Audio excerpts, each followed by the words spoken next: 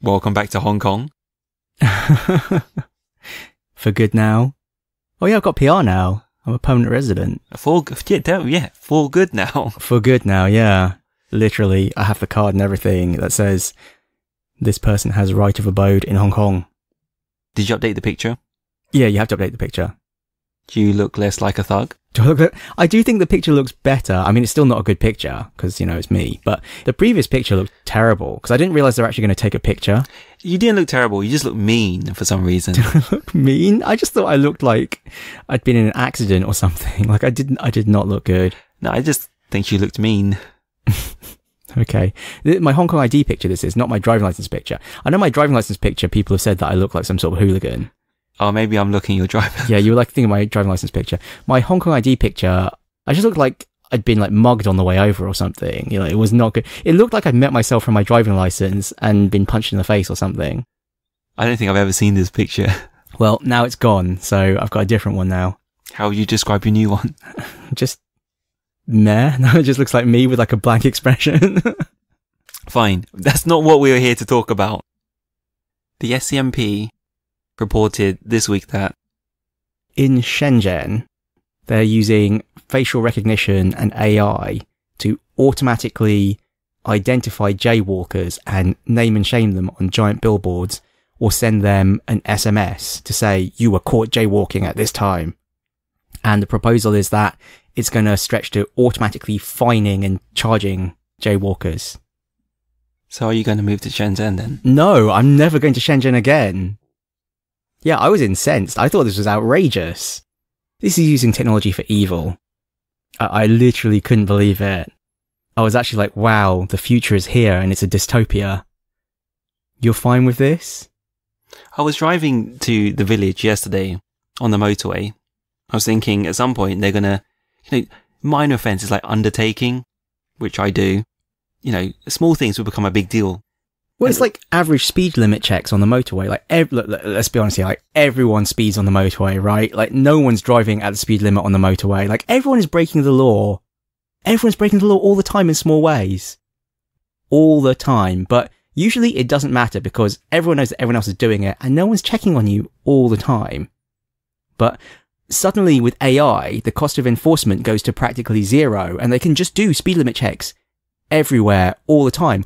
They'll just put cameras on lampposts and they'll just check your number plate and they'll just do an average speed limit check. If you ever speed anywhere on the motorway, they'll just send you a ticket. Great for the government because they can go and claim the revenue from it, but terrible for personal freedoms. Or just stressful in general. Oh, jeez. It's like you're being watched all the time. And now you're being watched all the time. I can't even cross the road in peace. The solution to this is obviously just never cross at a crossing. The cameras are only at the crossings. So the solution is just cross in the middle of the street. Thinking outside the box.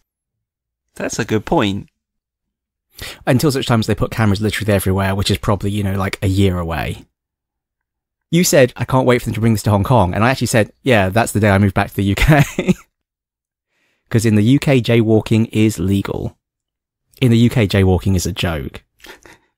I have no idea what happened there. I don't know why it's okay to do that. To jaywalk or to check your face? To jaywalk. You have no idea why jaywalking's fine? Why it's okay in the UK.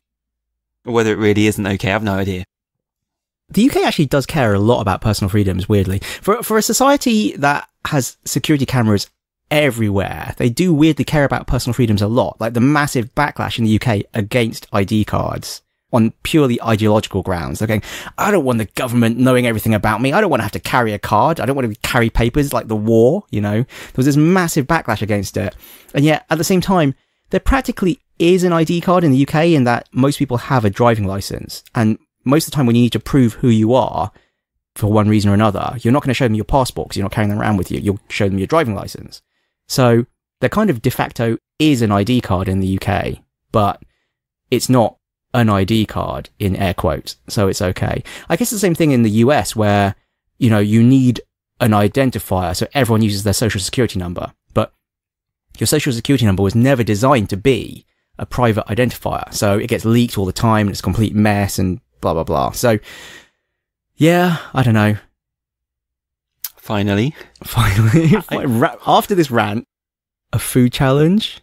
It's not really a food challenge. Yeah. It's more a food critique. I wouldn't hold myself in such high regard. I'm not sure why we're doing this now, but it just seemed like a good idea. Food tastings with Sir Mike and Timothy, yes. That's the podcast. That's the new podcast. We're pivoting. We're pivoting into a pointless food challenge podcast. Or YouTube. YouTube, channel. Yeah. It's not Tide Pods. Sorry. But, over a long period of time, it might be just as hazardous to your health. Admittedly, a really long period of time. So, Ricicles, a breakfast cereal discontinued in the UK as of November last year because of the high sugar content. And I think no one was buying them, which is sad because they're one of my favourite cereals. But, I never bought them because I knew they were really bad for you. So that kind of makes sense that they discontinued. I think everyone knew they were really bad for you. What are Ricicles? If you were to cross Rice Krispies with Frosties, that's what Ricicles are. They're literally Rice Krispies where each individual piece of puffed rice has been frosted with sugar. So they're Rice Krispies, but not disappointing. Exactly. They are delicious and crunchy and sugary. So we're going to eat some? Yes. 130-gram serving contains 10% of your daily sugar intake. Doesn't seem that bad. But no one's having 30 grams of this. Yeah, true.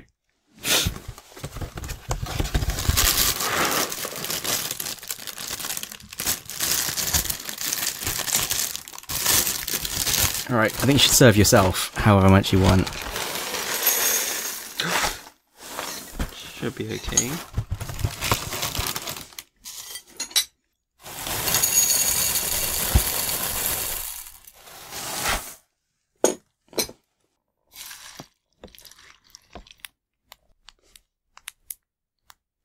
Snap, crackle and pop.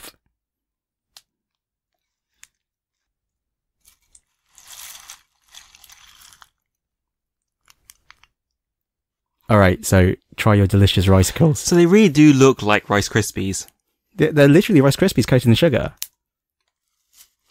I remember how disappointed I was eating Rice Krispies.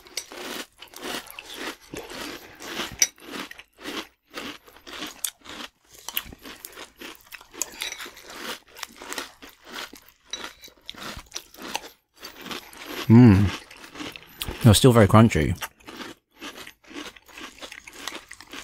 This is like ASMR with Sir Michael and Timothy.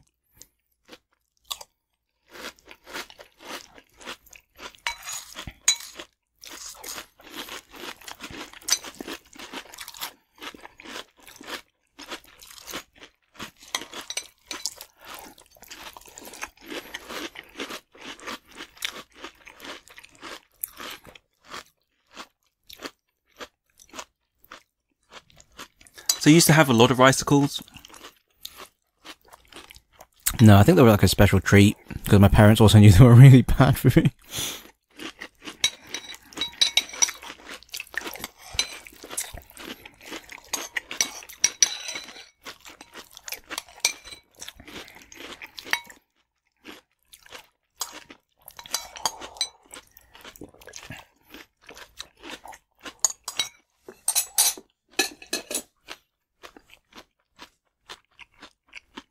So your thoughts?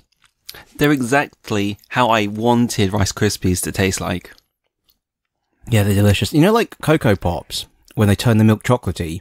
It's like that, except that they just make the milk really sweet. They just make the milk really delicious. But it is slightly too sweet. As an adult, I can definitely tell that. As an adult, you can tell they're slightly too sweet. Yeah. Is it that they're too sweet, or you can just tell they're bad for you and you feel guilty for it? You know? Like, from a taste perspective, they're actually delicious. Yes. It's just that you know it's wrong. Yes. I mean, that's the problem with being a grown-up, sadly. So, thumbs up, thumbs down? Thumbs up. Thumbs up, okay. Yeah, it's a shame they're gone. The thing is, I'm sure they'll be back. It'll be like The Whisper. In 5 years' time, everyone will be nostalgically thinking back, oh, do you remember Ricicles? I loved Ricicles. And then they'll bring them back as like, you know, a multi-pack fun-size special or something. And then before you know it, they'll be back on shelves. Or, Ricicles, no added sugar. Ricicles out of sugar. It's just made of artificial sweetener. That'd be appalling. That'd be weird. But as an adult, I could justify that. Oh dear, that'd be terrible. The Ricicles now causes cancer. It doesn't cause obesity, it causes cancer. Great. So long as I look good on my deathbed. Can't say that. Can't say that. Is this fat shaming? Is this like some combination of fat shaming and like... Can't say that. I don't even know. Do I have to cut this one out? Don't know. Don't know. I'm going to keep it in. I think it'll be funnier. The problem is, I'm like out of touch with young people these days. I say young people. I'm out of touch with everybody these days. I don't know what is or isn't appropriate to say anymore. I think we're living in a bubble. No, everything's inappropriate to say. I'm just old. Yeah, everything's inappropriate to say to somebody. That's the thing. Hong Kong is this like weird bubble where it's completely acceptable to be racist and like ageist and like fattest and like everything, isn't it? Can't say that either. Well, like, not that we are. HK Tourism Board disagrees. Sorry, HK Tourism Board. Sorry. No, okay. As someone who has come from London in the UK, I am often surprised by the things that it is okay to do in Asia that would not be okay in London, UK. Would you dare give one example? It would be like staff wanted must be Chinese. Not must speak Chinese, but just must be Chinese. And I'm like, dude, that's not okay. You can't say that. True. Yeah, things like that. Just Asia's generally quite racist. But because they've never had this whole... Can't say that. You cannot say that. Yeah, you're right. This is getting into identity politics. This is a dangerous topic. Can't say that. How did we go from Ricicles to racism? Okay, just think back to Little Britain. We're not as bad as that. Yeah, the 90s were really racist too. It's really funny to think of what was completely fine in the 90s. In the 90s, ha ha, we can all have a laugh, this is really funny. And you watch it now and you're like, whoa, this is not okay. Did you see recently, sorry, this is another tangent. Did you see recently they added Friends to Netflix and loads of millennial/Gen Zers are watching Friends? Friends as in like Ross and Rachel and Monica and Chandler and blah, blah, blah, blah, blah. Are watching Friends and going, wow, this show is really racist and sexist and like, not okay. As in like, all the jokes are about Ross's lesbian wife and how, he broke up and all of that. It's like, that is totally not okay now. But at the time, that was like a perfectly acceptable joke. And like, now that is like definitely not okay. That's just like one example out, the whole show is like that. The whole show is like wall to wall like that. Yeah, there's no diversity there. Yeah, forget. You're right. There's literally no diversity in the whole show as well. I wasn't even talking about that. I was just literally talking about the actual nature of the jokes that are made. But yeah, and yet everyone really loved Friends. Friends was like the show. Friends was like the Big Bang Theory of the day, right? Oh, now I'm too scared to comment. Welcome to Lost Levels Club. Welcome to Lost Levels Club. We're a book club for games, but not today. I have with me Sir Michael. Hello. And myself. Timothy. So let's begin. Okay. On the agenda for discussion this episode, game dev unions, PUBG and Fortnite mobile, and free games. Plus whatever tangents we end up going on. So... which one would you like to start with? Oh, okay. It's my choice. Yeah. Game dev unions, I guess. I mean, that's the order I said it in. So, at GDC, there was a roundtable hosted by the IGDA, which is the... Independent Game Developers Alliance? Association is what I'm giving you. Alliance sounds better. Oh, association. It's probably association. Anyway, so... the roundtable was titled Union Now, Pros, Cons, and the Consequences of Unionization. So why did we want to talk about this? Because I thought, as skilled workers, there would be no need for game devs to unionize, as a naive outsider here. And obviously because you always have something to say, I wanted to bring this to you. Well, the funny thing is that the main thing I wanted to say is also that I actually don't quite understand what's going on here. As in, I actually don't really understand what it is to be in a union either, because I don't think there is a union for computer programmers, for devs, as far as I know. Or maybe there is one, but it's not very popular. I've certainly never heard of one or been invited to join one, or I don't even really understand what it means to join a union. Like, I actually am this is a completely alien concept to me. I don't really understand what it means to unionize. I don't really know who unionizes. I mean, the thing is, it's not really a matter of skilled versus unskilled labor, though, because, like, plumbers are unionized, right? And plumbing is a skilled job. Yes. So, I don't think it's a contradiction to have programmers be unionized. But, yeah, I don't know.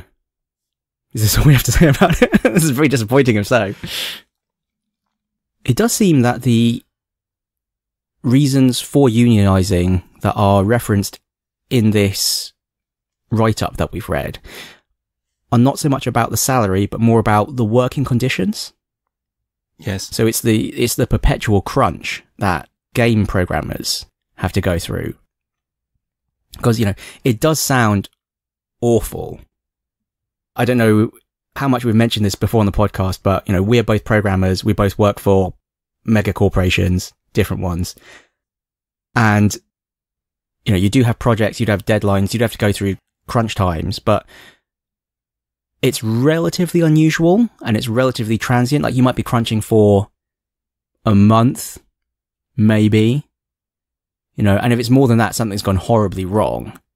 I mean, actually, my previous role was terrible because I did have to crunch continuously for like a year, but that was really, really unusual.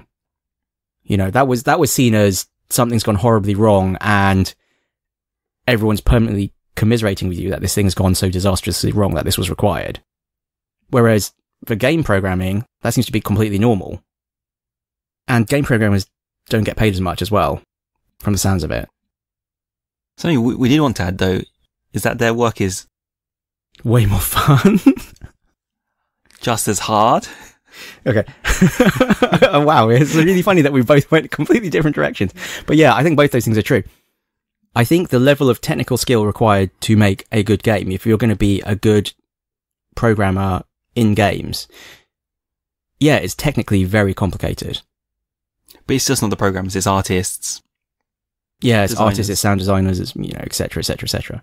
Yes. Oh, that's interesting. I actually hadn't really thought about it that way, but you're right. So is this union they're proposing for all game dev workers, but not necessarily just devs? Is it also going to be QA staff? Is it also going to be artists, sound designers? It's going to cover the whole shebang. The whole shebang. But Okay. There may have to be different guilds, I think, because they're different areas of expertise and should people want different things, I guess. I don't know. Yeah, I don't know. Well, we're both terribly inexperienced with this whole field. So you're saying it's fun, so more people want to do it? Well, I think that's actually the major thing. That's why they can get away with it. Because, the reason... I'm giving slightly away more than what we do. Like, we work in finance and it pays quite well because it's not fun compared to... You can't say that. You can't say that. It does not represent my views on the matter. It's not fun compared to writing computer games, That may not be true for my job. Why do jobs pay what they do? Jobs pay more if it's harder to fill the position, either because it's a skilled role that it's difficult to find someone who's capable of doing the job, or because there are fewer people who want to do the job. And programming for a financial institution, I don't think there are that many people that get out of bed in the morning and think, yeah, finance. I mean, having said that, there definitely are. You will have that attitude soon. But I don't think there are many people who, when they're young, think, oh, I really dream of working in finance. Having said that, there definitely are. But I don't think there are that many people compared to the number of people who are like, I want to be an astronaut, or, I want to make computer games. And as a result, more programmers who are trying to get their first job are probably going to be interested in working for a company that's doing something they more one to do, something that's cool and trendy. I think a lot of it is also a function of the age you are, because being zillennials, is that your preferred term? Yes. You know, at the time that we were graduating, going to work for a finance company was the thing to do. That's what like successful people went and did. Whereas now, I think if you were a programmer graduating, you would go and work for like a Facebook or a Google or like a tech company or a Tesla or something. Maybe not Facebook now. Facebook's like in the mud. Yeah, you're right. But, you know, you go and work for one of these high tech companies. I mean, or even like an Asian one, you know, you could go and work for Tencent, you could go work for Baidu, you know, whatever. They all pay really well now. So what are you going to do? I want to take this from another perspective. Was what if you had game dev in a tech company like Facebook? Do you think the crunch would come? Because that's the nature of... That's the nature of game dev. Yeah. Or do you think the firm has a stronger culture? I was going to use Amazon, but that doesn't work. Because they actually are. Amazon is like endless crunch anyway, isn't it? Couldn't get in trouble now. I've never worked there. Like, the thing is, you do hear secondhand all sorts of stories about different companies, and you don't know whether any of them are true. The thing is, they probably all are true for that bit of the company, but when you get very large companies like an Amazon or a Facebook, you know, or any gigantic finance corporate as well, every team is actually like a company in itself, practically. You know, they all have different culture, they all have different ways of doing things, they all work differently with the wider corporate megastructure. So who knows if it's true? But there have certainly been lots of horror stories about Amazon and crunch times and people being, I don't know, like almost bullied into working more. But Amazon actually is making games, isn't it? With Lumberyard. I mean, they made a game engine, right? They took a game engine. Oh, they took it. Okay, fine, whatever. I have no idea what the working culture at Facebook actually is. I've watched dumb YouTube videos of working at Facebook, and it's just people eating. It's just people eating in the free. All they show is the fun bits. Yes. I mean, Facebook has Oculus, and Oculus makes games. So what is the working culture at Oculus like? Is there crunch? VR, there's no real game dev in VR. What? It's not like AAA crunch. It's more experimental. It's more creative. It's more trying stuff out. I feel it's different. But what do I know? Yeah, I don't know. I think the problem with crunch comes when you're trying... does Hollywood have crunch? Because any industry where you have a creative thing that could take an unbounded amount of time, and you have a business thing of, no, we have to hit this date, that's what causes crunch. When you're trying to make something, but you also have a hard date to hit. And if it looks like that thing you're trying to make is not going to hit that date, that's when crunch happens. And for computer games, you are trying to make something new and goodness knows what it is. And it's often like an unbounded thing. You can keep bolting more and more onto it.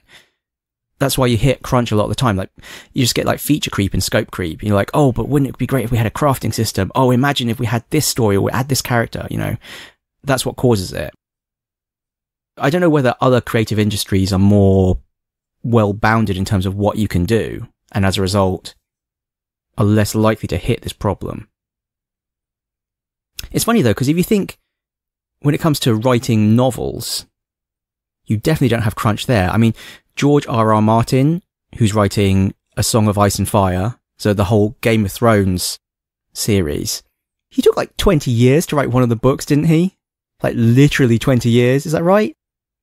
So, you know, no one was pressuring him to get that done to meet this date. So what's different about the games industry? I think it's just that it's way more expensive. You know, when you're writing a book, the publishing company is not paying for that writer's expenses. They just gave the writer an advance and they just have to deal with it. Finish the book. Otherwise they're not going to get the royalties, and presumably they have to pay back the advance if they don't actually ever finish it. Whereas when it comes to game dev is really expensive. And I guess that's the other problem. I mean, that's the problem where you get crunch as well in like all programming aspects, because programmers are really expensive. Don't say that. We're really good value. really good value. Well, you're actually, and as you pointed out, it's not just about the programmers. It's also about all the level designers and the QA staff and the sound designers and but making a game as a whole is a really expensive prospect. It takes a lot of people to make a AAA game, and they can't afford to run at that rate for that long, I guess. But we've gotten way off topic of the actual original impetus of unionization. Do you think unionization is going to help? I don't quite know what they would do. Once it becomes collective bargaining, then on the one hand it's good, but on the other hand it's kind of bad too, because you've taken away the individual's ability to go and negotiate a deal for themselves.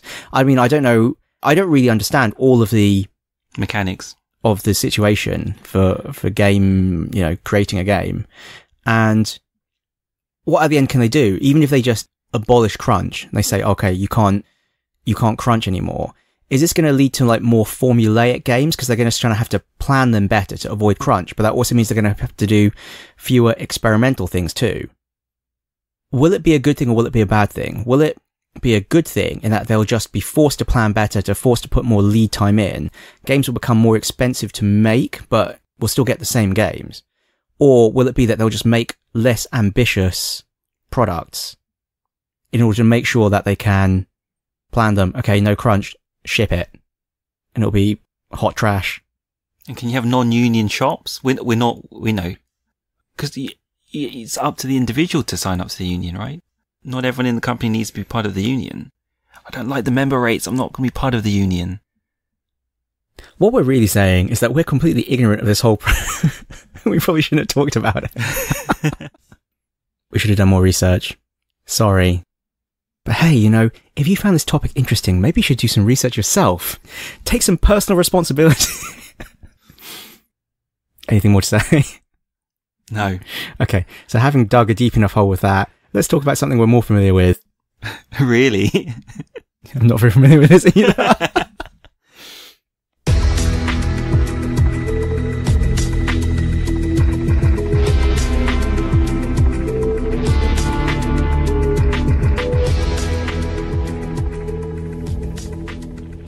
PUBG and Fortnite mobile. But not necessarily just mobile. Oh, really? Okay. Yeah. We're slightly off topic, but associated stuff will arise.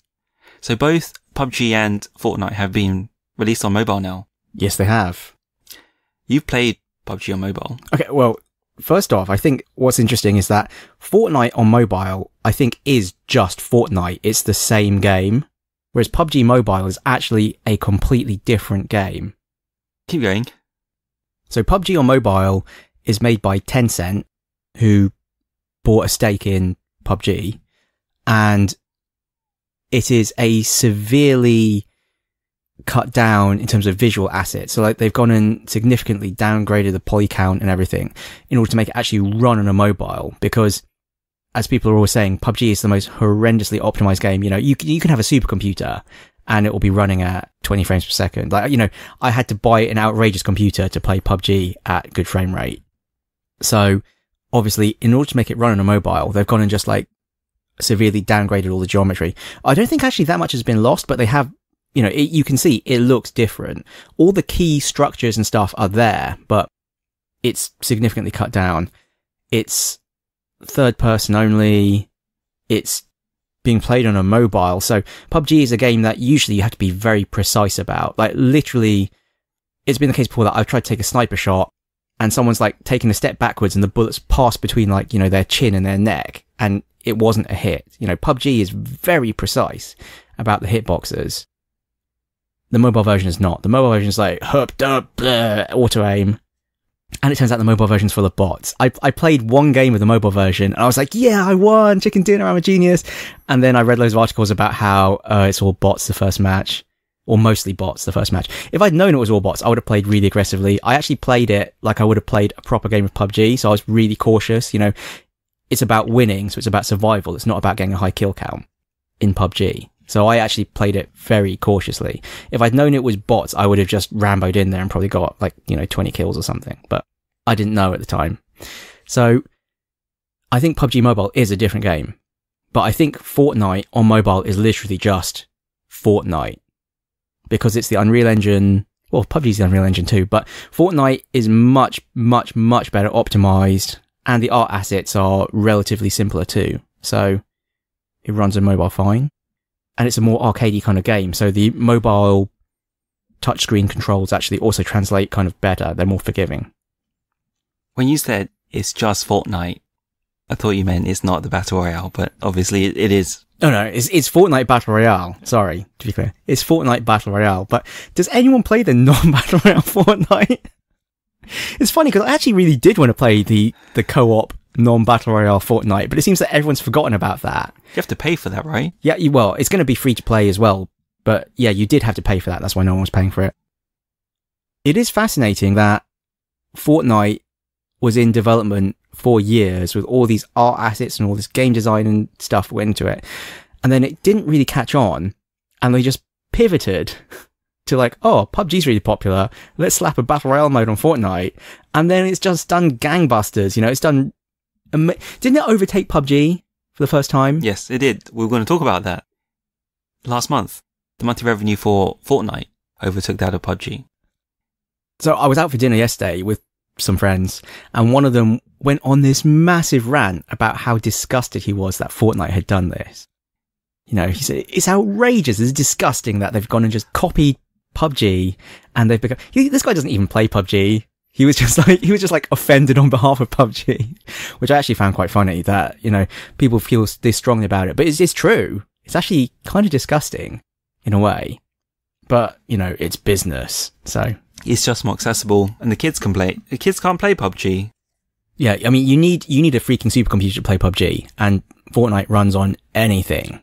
So fair play to them. It's free to play. It's free to play. It runs on everything to the extent it runs on your mobile. I read some, I'm going to have to try and dig out the article now because this is like a really inflammatory statement, but I read some really funny article, I think it was on Kotaku, about how in high school, guys were complaining that their girlfriends were playing Fortnite and now they didn't want to play Fortnite anymore because their girlfriends were playing it on mobile. And they're saying, oh, I can't play Fortnite anymore. My girlfriend's playing it. I thought that was really hilarious. But yeah, everyone's playing Fortnite. Great. I think I'm actually more likely to play Fortnite on mobile than I am to play PUBG on mobile. Weirdly. Like, I was actually really interested in playing Fortnite on mobile, but when it came out on mobile, they hadn't actually released it in the Hong Kong App Store, so I actually couldn't download it. And that's, as a result, how I ended up then downloading and playing PUBG Mobile, because that was on the Hong Kong App Store. It was like a couple of weeks ago. I did actually download Fortnite last night, but I haven't actually played it yet. I downloaded Fortnite as well, and it took up 17% of the battery just downloading the thing. Don't know why it matters. Outrageous. Yeah, the initial download is like 174 megs, but then it then goes and downloads this other massive thing itself in-game. In and amongst the Kotaku articles that you read, was there one about the record-breaking Twitch stream? No, I haven't read that one. I think it's Drake and Ninja were streaming Fortnite. Okay, so we just went and double-checked the article, and we're both actually having a moment, as in we're like, what are we doing with our lives? It's like, I'm such a failure. Holy crap. Yeah, we're both actually having, like, we're both actually, like, holding our heads on our hands going, like, OMG. So, from the article, Ninja, the streamer, broke Twitch's all-time concurrent view count record for a stream. This is excluding tournaments and events like Games Done Quick. So, was it 635,000 concurrent viewers? And his sub count is 180,000 subs. 180,000. So that is a minimum of, like, because, you know, you get to keep $3 of the $5 sub fee. So he's making a minimum of, what? 1836, 44, 50, $500,000 a month just from subscribers, let alone other sponsorship and, wow, what am I doing with my life? You're focusing on the streamer, I'm focusing on the platform. I love how you're thinking, wow, Twitch is so advanced, it can cope with this many. Amazon were right to buy them. I was just thinking of the disgusting amount of money. It's like, For one individual. For one individual. Imagine getting paid to play computer games and admittedly be, you know, this dancing monkey on the screen to entertain the viewers. But it sounds fun. Do you do that for free? I do that for free, yeah. I do that for free. I'm considerably less entertaining, it's true. I think it is actually genuinely difficult to be an entertaining personality on screen. Yes. You'd have to be popping pills and on caffeine all the time. You, not generally. Blimey, though. Those are some big numbers. Those are some big numbers. How does the tech work? It must just be a load of CDNs and multicast, right? Yeah. They just ingest your stream and then just like multiplex it out. Yes, but it's not, I would never have believed there would be such an audience. For one person. I mean, if you think like television audiences, like how many people are watching like a TV show? I mean, that's millions of people. Yeah, but this is one person playing a computer game.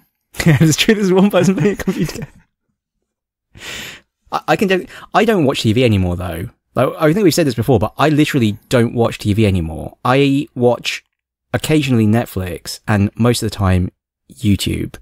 And what do I like watching on YouTube? Often actually things like Carl Sagan 42's YouTube uploads of his Mario Maker streams. And it's mostly because like, who watches stuff live anymore? It's a freaking pain, you know? I'm going to watch stuff when it's convenient to me. So I'm watching streamers, but I'm watching their, you know, captured footage rather than their live streamed footage. But yeah, I totally understand this. Big numbers. This is the future. One last thing. You know, in reference to your friend who was standing up for PUBG, both can coexist, right? Both can coexist. I mean, that's why I was saying, if I was on a PC, like if I actually had my full PC, I would, by preference, play PUBG. But if I wanted to play a blast of a mobile battle royale, I could imagine myself playing Fortnite. When would you want to play a blast of a mobile battle royale? I don't know. I think also it's because I would care less about it. I weirdly care quite a lot about my PUBG rank. Like, I feel whenever I play PUBG, I'm actually always trying to win. I do feel sometimes like the people I'm playing with don't care that much, but I'm like, guys, I'm trying to win here. Like, stop asking about. But Fortnite is like, it's okay. It's not the one I care about. We can just have fun. We can just muck about. So if I was going to play one just for funsies, why not Fortnite? It's a different game. It is much more cartoony, arcadey, auto-aimy. Does the construction not annoy you? I'm really surprised I don't like the construction more, actually, because I remember playing Minecraft and often thinking, wow, it'd be really great to actually have a game where you're building a base and have to fight other people while you're building a base. And that's kind of what Fortnite is. That sounds annoying. No, I don't know. I think it's quite funny. You do see really comical things of like people, you know, seeing a rocket shot towards them. So they just build a wall and they just back away from the wall. And, you know, obviously the wall just blocks the rocket. So I can see maybe it is annoying, but I haven't played it enough to really understand it. Basically, I only played Fortnite when it first came out. Fortnite Battle Royale, I should clarify. So when Fortnite Battle Royale was first released, I played a bunch of games of it. But I haven't played it since. So I actually have no idea what Fortnite is like now. All of my comments about Fortnite are based on months ago. And it's probably completely different now because, as everyone keeps saying, Epic have been way better about iterating and improving Fortnite compared to PUBG Corporation improving PUBG. I mean, what have they added to PUBG? More cosmetics. What have they added to Fortnite? I don't know, but apparently loads of stuff because everyone's very happy about it. PUBG is literally just like endless complaints about region lock China and, oh look, they added a new loot crate for cosmetics. And cheating. And cheating. Cheaters everywhere. Well, that comes hand in hand with the region lock China, which doesn't help us because we're in the China region. I don't know. I'm still playing PUBG. I still enjoy it. Although it has waned a bit from its peak, which is probably a good thing because otherwise I would have just died from sleep deprivation. Yeah, you would have died happy though. No, I would have died full of rage. I'd have been like, aimbot! Why look to the negative? You could have been happy with your chicken dinner. Happy with my chicken dinner. Yes, another chicken dinner as I ascend to Valhalla. You know, because I've been away so much, my PUBG skills have definitely got worse. Like, playing the other day multiple times when I've just been shooting at someone and just like missed every time. Because so much of it is about muscle memory, as in, you know, you've got literally a few milliseconds to take the shot. And, you know, there are moving targets. You've got to compensate. So you've literally got milliseconds to get it right. And if you're thinking about it, you've probably taken too long. So I'm just trying to shoot a moving target and just like completely missing, you know. A few months ago when we've been playing all the time, I would have hit those shots. And now I just like completely freak out, miss every shot, and then just get like killed by someone I didn't notice.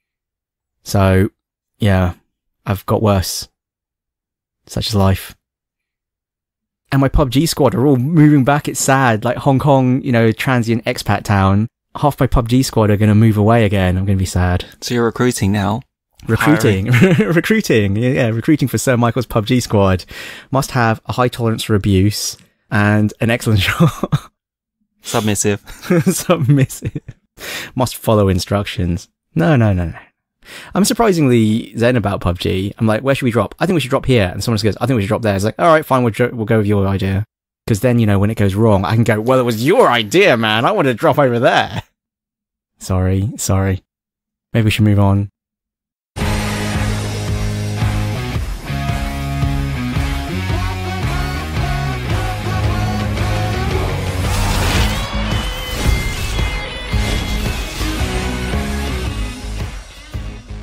Finally, I've always wanted to talk about this one. Free games. What about free games? We like to send messages whenever any service is providing a free game. It can be Humble Bundle, GOG, Uplay, Origin. Have I missed any? Whatever. That's the main ones. Even PSN Plus. It's not a real free game, but it is. It's free so long as you're subscribing. And the thing is, generally, you subscribe to one of these online console services. If you play a lot of computer games on console, you're going to probably be subscribed to either PSN Plus or Xbox Live Gold. And they both give away a free game as long as you're subscribed, so. And then we've even speculated what the free game is on the Switch when you subscribe. So it's something that we pay a lot of attention to. But what's really going on? Yeah, we did say, do you play any of these free games? Have you ever played any of these free games? Yes. But not really. Yeah, generally I don't.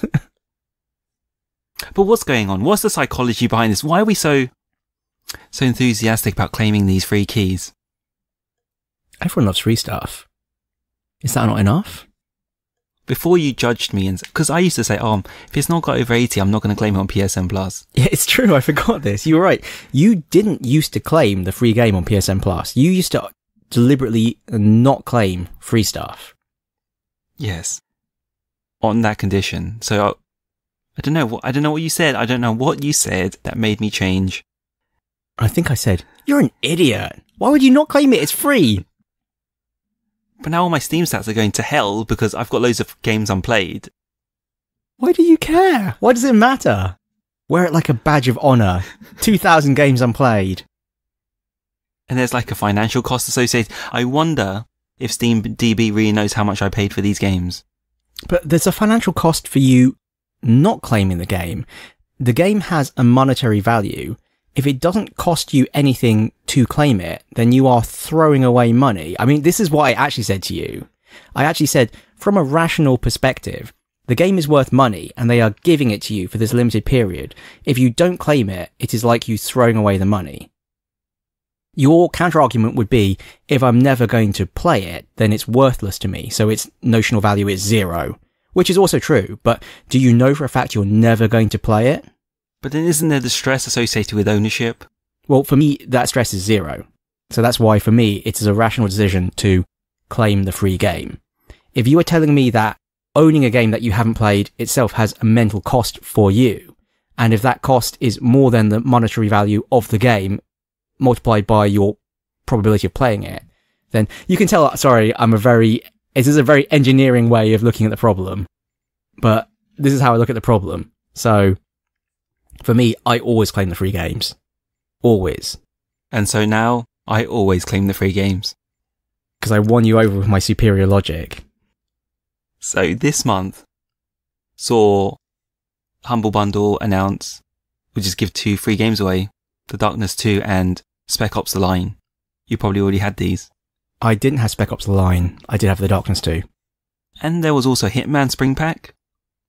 Oh yeah, because this was Spring Pack 2 or something, and I didn't even realise it was Pack 1, so I actually missed the first one. I missed the Christmas one as well. And Bloodborne, but that's not really free. Well, Bloodborne's the PSN Plus game, but Bloodborne is an excellent game. Surprising that they made it free. I'm surprised too, but it is excellent. I actually wonder if there's going to be a Bloodborne 2, and this would be good advertising for it. But why don't they time it so they overlap? Well, I mean, this is just generally to get more people playing Bloodborne. Because I think a lot of people do actually claim the game even if they haven't played it. So the timing almost doesn't matter that much as long as they had the opportunity to play Bloodborne. And then when Bloodborne 2 comes out, they'll probably reference, oh, and Bloodborne was free, so why don't you play it? So then I wanted to talk about what was the last free game that you played. Rocket League was mine. Obviously, there's a story attached to that for you. Wait, do you want the Rocket League story, or do you want to talk about the free game? Have we heard the Rocket League story before? I'm actually not sure. I mean, okay, very condensed version, just in case you have heard it before. I mean, let's be honest, it's pretty boring either way. Rocket League was the free PSN Plus game. Everyone was going crazy for Rocket League. But Rocket League was not the free PSN Plus game in Hong Kong. For some reason, Hong Kong was one of the few regions that didn't get Rocket League as the PSN Plus game. And as a result, I did not get Rocket League for free. And everyone else was playing Rocket League and I couldn't play it. So I actually had to make a UK PSN account to be able to buy Rocket League because you couldn't even buy it in the Hong Kong store. I made a new UK PSN account with my UK credit card, bought Rocket League so I could play it with you chumps.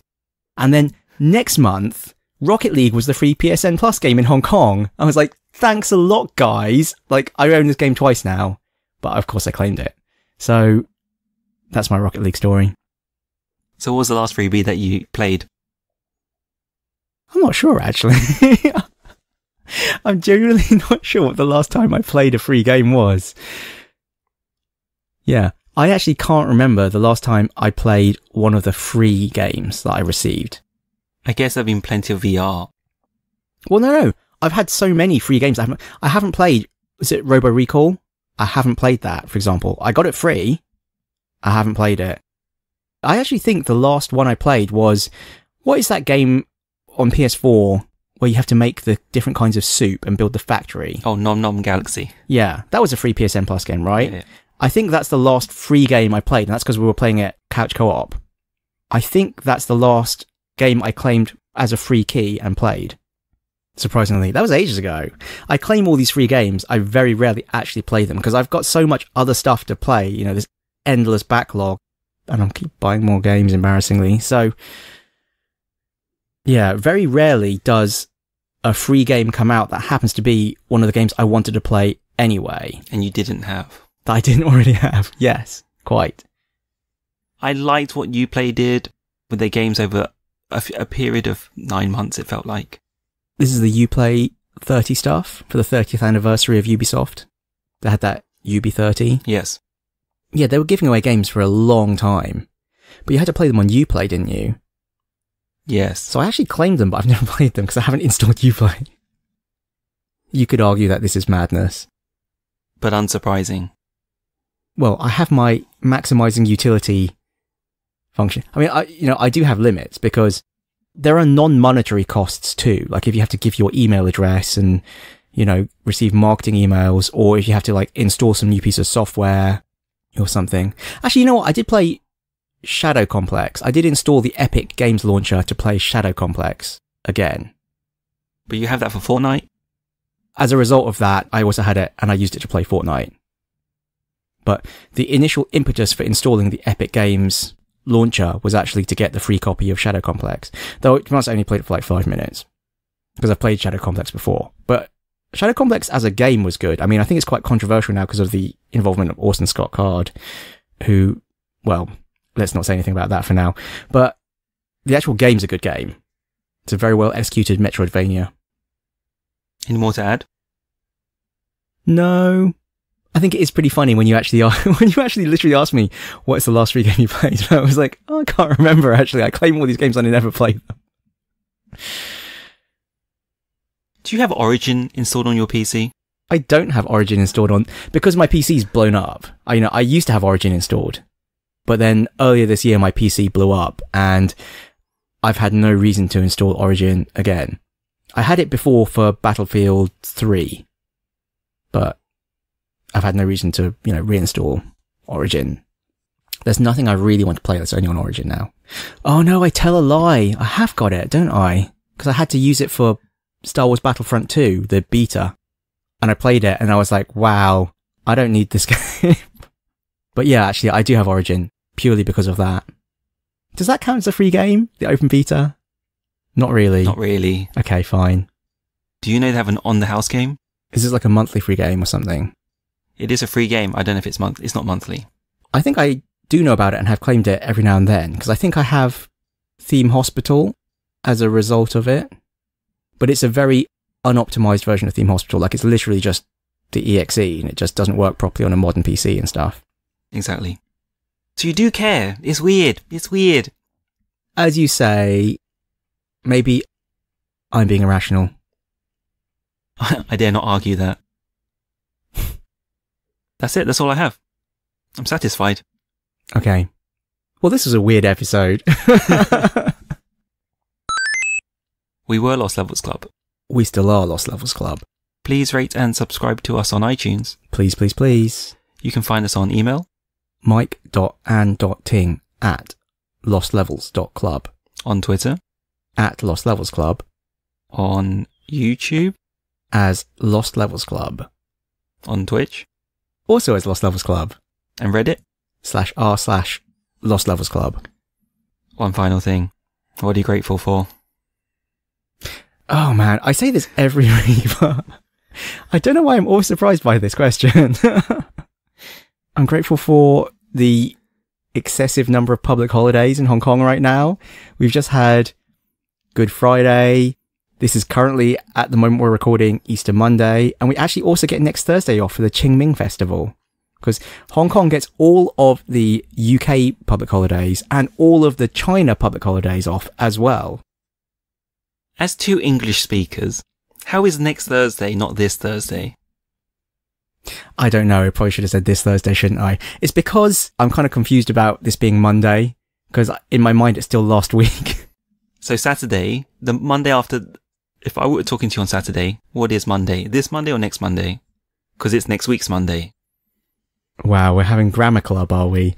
If you said this Monday or next Monday, I think I would interpret it as being Monday coming. Or if you said next Monday, I would ask you to clarify, do you mean this Monday in 2 days, or do you mean the Monday the week after? Fine. I think the problem is the whole this Monday, next Monday thing has become corrupted like bi-weekly, where it could mean either thing, and you actually just have to clarify if it's unclear. Bi-weekly. Bi-weekly. You know what I mean, right? I know what you mean. If someone says, oh yeah, next Thursday, you have to clarify, like, do you mean the next Thursday? Or do you mean the Thursday after this Thursday? So I mean this Thursday, I suppose. So Michael says bye. Bye-bye.